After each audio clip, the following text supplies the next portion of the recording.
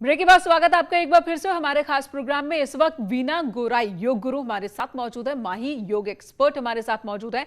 माही, आपके पास आऊंगी उससे पहले वीना जी से एक सवाल मेरा और है।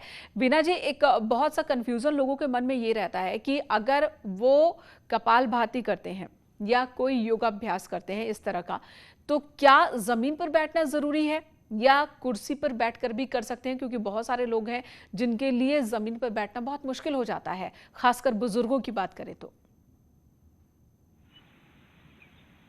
देखिए, ये अपने सुविधा के अनुसार हमको करना है। हमने अपनी बॉडी को हमने रिलीव करना है, पेनफुल नहीं करना है, पेन रिलीव करना है। तो जिसका कोई जो नीचे नहीं बैठ सकता है तो वो ऊपर बैठ के भी कर सकते हैं। ऐसा कोई जरूरी नहीं है कि वो नीचे बैठ के ही करे, ठीक है। ऊपर बैठ के भी। लेकिन कहीं भी बैठे उनका पोस्चर बिल्कुल सही होना चाहिए। पोस्चर सही मेन होना आपको चाहिए, पोस्चर पर कुर्सी ध्यान पे भी देना है। बैठ सकते हैं। ठीक है माही, सुबह अगर कोई योगा करे और शाम को करे योग, दोनों का अंतर होता है क्या असर के रूप में? अगर हम देखें असर के नजरिए से देखें तो देखिए, थोड़ा सा तो फर्क पड़ता है। अगर आप अर्ली मॉर्निंग करते हैं तो आपका पूरा दिन फ्रेश रहता है और एक अलग ही एनर्जी मिलती है आपको, जो आपने मतलब इवनिंग में नहीं रहता है। क्योंकि इवनिंग में आप पूरी तरह से थक जाते हैं और इतनी बुरी तरह से आप थक जाते हैं कि आप करते हैं, आपको रिजल्ट भी मिलता है, बट जो आपको रिजल्ट मॉर्निंग में मिलता है वो मेरे ख्याल से नहीं मिलता है इवनिंग में। हाँ जी, ठीक है। वर्षा करोगे, एक बार करूंगी। वर्षा, आपको आवाज मिल रही मेरी?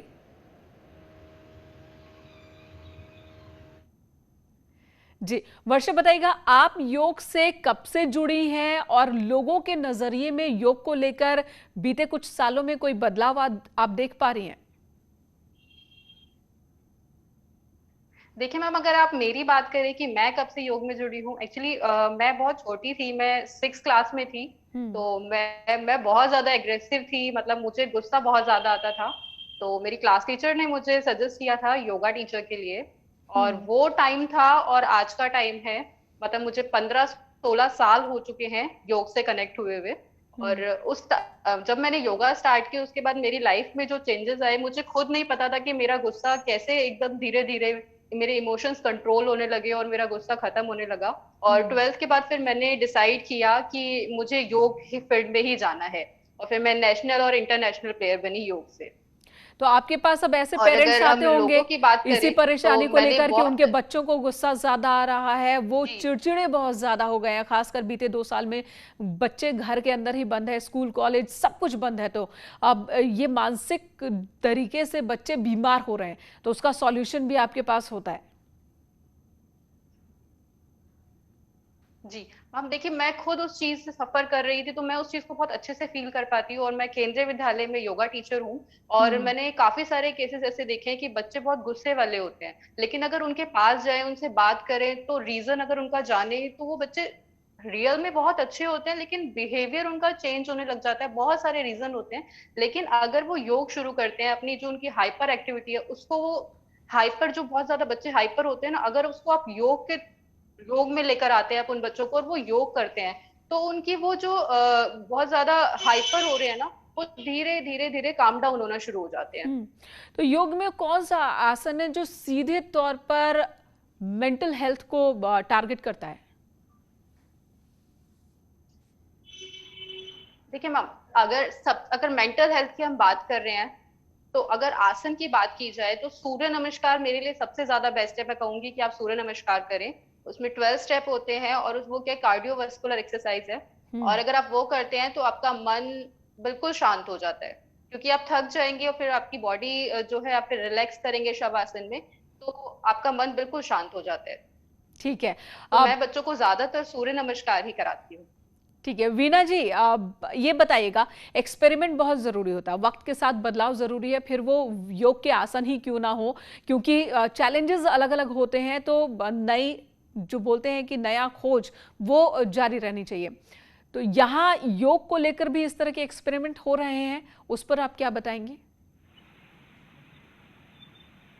हाँ मैम, नए नए तरीके से जैसे अभी कोरोना वायरस आया है, तो इसके ऊपर किस तरह से हम अपने हार्ट लंग्स को हम किस तरह से ज्यादा हम एक्टिव रख सकते हैं, उसके एक्सपेरिमेंट हो रहे हैं, तो पहले से काफी कुछ धीरे धीरे जैसे जैसे सब कुछ चेंज हो रहा है, ऐसे ऐसे उसके ऊपर भी एक्सपेरिमेंट करके सब कुछ चेंज हो रहा है।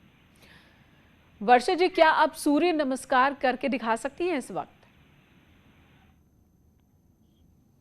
बिल्कुल मैम, मैं कर कर दिखा सकती हूँ आपको। और मैं बच्चों को क्या, मैं सभी को सजेशन दूंगी कि आप जो है, अगर आपके पास टाइम नहीं है और आपके पास बहुत कम टाइम है, तो आप जो है सूर्य नमस्कार कीजिए। और सूर्य नमस्कार करने से क्या है, आपकी बॉडी के सारे पार्ट्स की जो है स्ट्रेचिंग अच्छे से हो जाती है। तो मैं आपको एक बार दिखा देती हूँ कि किस तरीके से सूर्य नमस्कार का अभ्यास किया जाता है। ठीक है वीना जी, अगर मुमकिन हो तो आप भी अगर सूर्य नमस्कार इसी वक्त आप भी करें।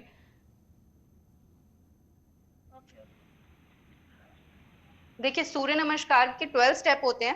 सबसे पहले आप जो अपनी मैट पर आगे की तरफ खड़े हो जाएं इस तरीके से, और डीप इनहेल करते हुए। देखिए, आसन में और एक्सरसाइज में सिर्फ यही डिफरेंस होता है कि जब आप आसन कर रहे होते हैं तो आपको ब्रीदिंग पर फोकस करना होता है।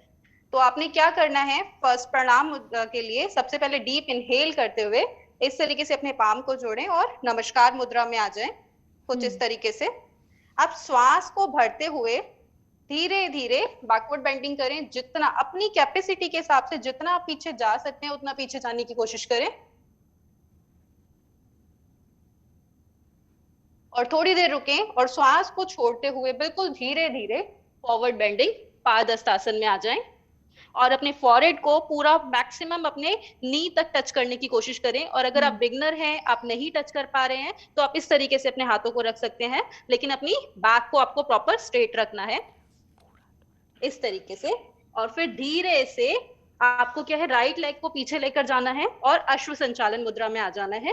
अब देखिए, इसमें जो है आपकी पूरी हैमस्ट्रिंग मसल्स अच्छे से स्ट्रेच हो रही हैं और आपकी बैकवर्ड बेंडिंग अच्छे से हो रही है। अब डीप इनहेल करें और मैक्सिमम पीछे की तरफ देखने की कोशिश करें जी। और फिर पोज चेंज करेंगे। यहीं से फिर हम माउंटेन पोज करेंगे, पर्वत आसन। दोनों पैरों को एक साथ ले आए, मिलाकर रखें। अब अपने शोल्डर को अंदर की तरफ पुश करें। अपने फेस को मैक्सिमम जितना आप अंदर ले जा सकते हैं उतना अंदर ले जाने की कोशिश करें, कुछ इस तरीके से। 5-10 सेकेंड रुकें और धीरे से वापस आए। अब देखिए, इसके बाद हमारा जो है 6 पोस्ट, इसमें क्या करना है आपको, अष्टांग नमस्कार। ये आपका चिन, आपका नी, सिर्फ आपके हिप्स जो है वो ऊपर उठेंगे, कुछ इस तरीके से। इसमें क्या आपकी ब्रीदिंग नॉर्मल रहेगी, ना श्वास लेनी है ना छोड़नी है। अब धीरे से हिप्स को डाउन करेंगे और कोबरा पोज में आ जाएंगे, भुजंग आसन। अपनी एल्बो स्ट्रेट करेंगे और अपनी नेक को मैक्सिमम पीछे की तरफ करेंगे, कुछ इस तरीके से। और फिर रिपीट करेंगे उन्हीं आसन को। अब आएंगे हम माउंटेन पोज में इस तरीके से। और फिर अभी हमने राइट लेग को पीछे किया था, अब अश्व संचालन में अब जो है राइट लेग को आगे करेंगे इस तरीके से और मैक्सिमम पीछे देखेंगे। दोबारा से पादहस्तासन, मैक्सिमम फॉरवर्ड बेंडिंग जी। तो सूर्य नमस्कार और फिर बहुत ज्यादा मुश्किल भी नहीं है, वक्त बेहद कम है। आप तीनों का बहुत बहुत धन्यवाद न्यूज़ 18 के साथ जुड़ने के लिए। सूर्य नमस्कार ये वो क्रिया है जिसको अगर 2-3 बार भी बिगनर्स करें तो बहुत फायदा उन्हें देखने को मिल सकता है, शारीरिक और मेंटल हेल्थ दोनों के लिए। एक छोटे से ब्रेक के लिए रुकेंगे, खबरों का सिलसिला जारी है।